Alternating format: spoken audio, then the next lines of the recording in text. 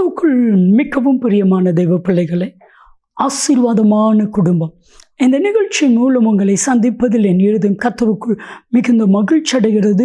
உங்கள் எல்லாரையும் இயேசு கிறிஸ்துவின் இன்ப நாமத்தினாலும் கிராஸ் டிவி ஊழியங்கள் சார்பாக என் அன்பின் வாழ்த்துக்கள்.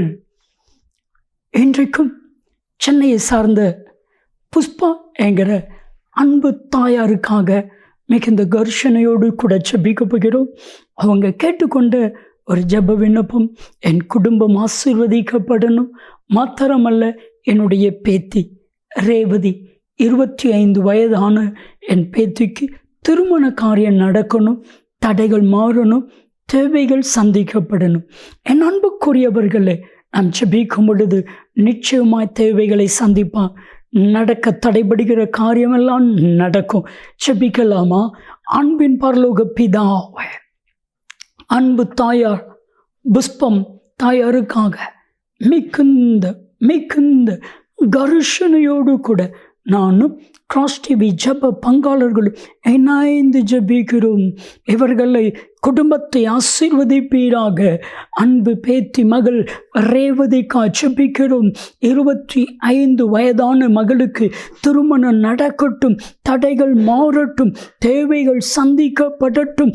நீர் அப்படி செய்கிறதற்காய் நன்றி நன்றி நன்றி. நீங்கள் பேசுங்க, நாங்கள் கேட்கிறோம். இயேசு கிறிஸ்துவின் நாமத்தில் ஜெபிக்கிறோம் ஜீவனுள்ள பிதாவே, ஆமென் ஆமென். கிறிஸ்துவுக்குள் மிகவும் பிரியமான தேவ பிள்ளைகளே, ஆசீர்வாதமான குடும்பம், இந்த நிகழ்ச்சிக்காக ஆண்டவருடைய பாதத்தில் காத்திருந்த பொழுது கர்த்தர் சொன்ன கர்த்தருடைய வார்த்தை, உன் கவலைகளை எல்லாம் என்னிடத்தில் சொல்லிவிடு. என் அன்பு தேவ பிள்ளைகளே, கவலைகளை எல்லாம் கர்த்தரிடத்தில் சொல்லுங்க. ஒரு முறை ஒரு பெரிய அதிகாரத்தில் இருக்கிற ஒரு தேவ மனிதர், அவரிடத்தில் ஒரு காரியத்திற்காக நான் பேசுவதற்காக கடந்து சென்ற பொழுது அவர் சொன்ன வார்த்தை, பிரதர், என்ன பிரச்சனை வந்தாலும் பிரச்சனைகளை எல்லாம் என்கிட்ட சொல்லுங்கள், நாங்கள் பார்த்துக்குறோம். பிரச்சனைகளை பார்க்குறதுக்கு தான் கர்த்தர் இந்த அதிகாரத்தை கொடுத்துருக்கிறாரு, இந்த ஆளுகையை கொடுத்துருக்கிறாரு. பிரச்சனைகள் எதுவானாலும் என்கிட்ட சொல்லுங்கள், பிரச்சனைகளை நாங்கள் பார்த்துக்கிறோம். அப்போ தான் அவங்ககிட்ட பேசிட்டு வெளியே வரும் பொழுது கர்த்தர் என்னை பார்த்து சொன்னார், ஒரு மனிதன், ஒரு அதிகாரி, ஒரு அதிகாரத்தில் இருக்கிற மனிதன் பிரச்சனைகளெல்லாம் என்கிட்ட சொல்லுங்கள், நாங்கள் பார்த்துக்கிறோன்னு சொல்லும் பொழுது, நான் சர்வ வல்லமையில் தேவன் அல்லவா, ஒருவராய் பெரிய காரியத்தை செய்கிற தேவன் நான் அல்லவா, ஏன் உங்கள் பிரச்சனையெல்லாம் என்கிட்ட சொல்லக்கூடாது? என் அன்பு தெய்வ பிள்ளைகளே, உங்கள் பிரச்சனை எது? 1 பேதுரு 5:7, அவர் உங்களை விசாரிக்கிறவர் ஆனபடினால் உங்கள் கவலைகளை எல்லாம் அவருடைய பாதத்தில் வைத்து விடுங்கள். கர்த்தரிடத்தில் சொல்லுங்க.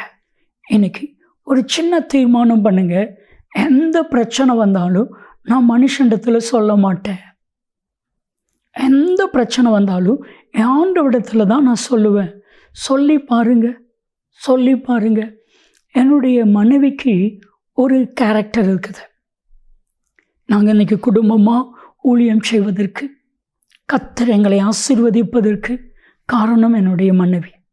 என் மனைவிட்ட ஒரு ஹேபிட், என்ன பிரச்சனை வந்தாலும் என்கிட்டையோ என் பிள்ளைகள்கிட்டையோ இல்லது அவங்க அப்பா அம்மாட்டையோ இல்லது எங்கள் அப்பா அம்மாட்டையோ இல்லது என் கூட பிறந்தவங்ககிட்டையோ என்னுடைய மனைவியுடைய கூட பிறந்தவங்ககிட்டையோ சொல்ல மாட்டாங்க. மாறா ஆண்டவருடைய பாதத்தில் போவாங்க, கர்த்தருடைய சமூகத்தில் எல்லா பிரச்சனைகளையும் ஊற்றுவாங்க, பல மணி நேரம் கண்ணீரோடு ஜெபிப்பாங்க. வெளியே வரும் பொழுது அந்த பிரச்சனைகளெல்லாம் மாறிவிடும். நாங்கள் அனுதினமும் அனுபவிச்சுட்டு இருக்கிறோம். திறப்பில் 5 நிமிடம் செய்தி, அந்த செய்தி ஆண்டவருடைய சமூகத்தில் சொல்லிவிட்டு மறுநாள் டெலிகாஸ்ட் பண்ணணும். இன்றைக்கி அந்த செய்தி ஆண்டவரிடத்தில் சொல்லியிருப்பாங்க, மறுநாள் டெலிகாஸ்ட் பண்ணணும். டெலிகாஸ்ட் பண்ணுறதுக்கு முன்னாடியே அநேக ஜெப விண்ணப்பங்களுக்கு கர்த்தர் பதிலை கொடுக்கிறார். நம்முடைய தேவன் ஜெபத்திற்கு பதிலை கொடுக்கிறவர். உங்கள் கவலை என்ன? ஆண்டவரிடத்தில் சொல்லுங்கள், ஆண்டவர் அதற்கு பதில் உங்கள்கிட்ட சொல்லுவார்.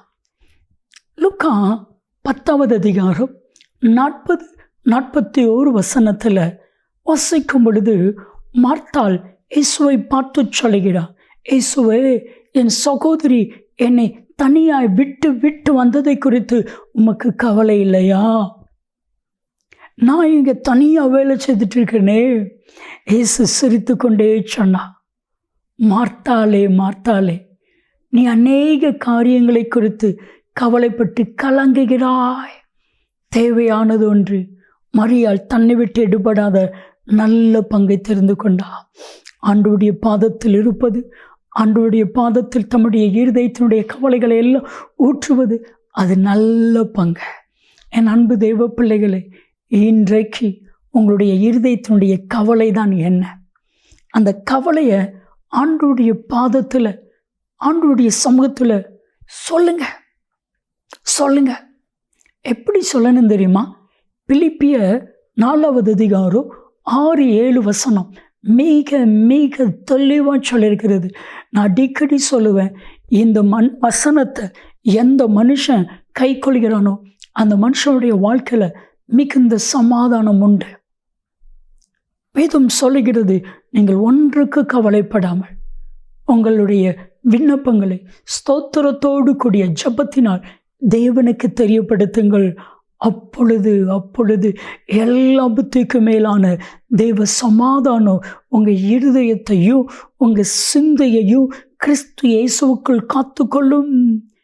என் அன்புக்குரியவர்களே, ஆவிக்குரிய வாழ்க்கையில், உலக காரியத்தில் நம்ம காத்துக்கொள்ள வேண்டிய மிக முக்கியமான 2 பகுதி நம்ம வாழ்க்கையில் இருக்குது. ஒன்று இருதயம்.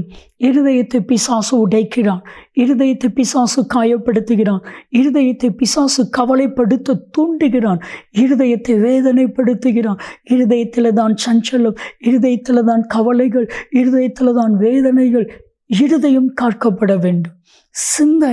சிந்தையில் குழப்பம், சிந்தையில் தேவையில்லாத போராட்டங்கள், சிந்தையில் பிசாசுடைய கிரியைகள், சிந்தையில் கோபம், சிந்தையில் எரிச்சல், சிந்தையில் டென்ஷன், இதெல்லாம் சிந்தை. இந்த சிந்தையையும் இருதயத்தையும் ஒரு மனுஷன் காத்து கொள்ள தெரிஞ்சிட்டான்னா அவன் உலகத்தையே ஜெயிச்சிட்டான், பிசாசை ஜெயிச்சிட்டான். அதற்கு ஒரே வழி, ஒன்றுக்கு கவலைப்படாமல் எல்லாவற்றை குறித்து ஸ்தோத்திரத்தோடு கூடிய ஜெபத்தினால் தேவனுக்கு தெரியப்படுத்துங்கள். அப்பொழுது எல்லா புத்திக்கு மேலான தேவ சமாதானம் இருதயத்தை காத்துக்கொள்ளும், சிந்தையை காத்துக்கொள்ளும். அதுதான் ஆசீர்வாதமான வாழ்க்கை. பிரியமான தெய்வ பிள்ளைகளே, இன்றைக்கு உங்களுடைய கவலை என்ன? கர்த்தரிடத்தில் சொல்லுவீங்களா? ஜெபிக்கலாமா? அன்பின் தகப்பனே, என்னென்ன கவலையோடு இவர்கள் இருந்தாலும் சரி, அத்தனை கவலைகளையும் உம்முடைய பாதத்தில், உம்முடைய சமூகத்தில், உம்முடைய பிரசன்னத்தில் இவர்கள் சொல்லட்டும். கவலைகள் எல்லாம் மாறட்டும். இயேசு கிறிஸ்துவின் நாமத்தில் ஜெபிக்கிறோம் ஜீவனுள்ள பிதாவே, ஆமென், ஆமென். கவலைகள் எல்லாம் கர்த்தரிடத்தில் சொல்லுங்கள்.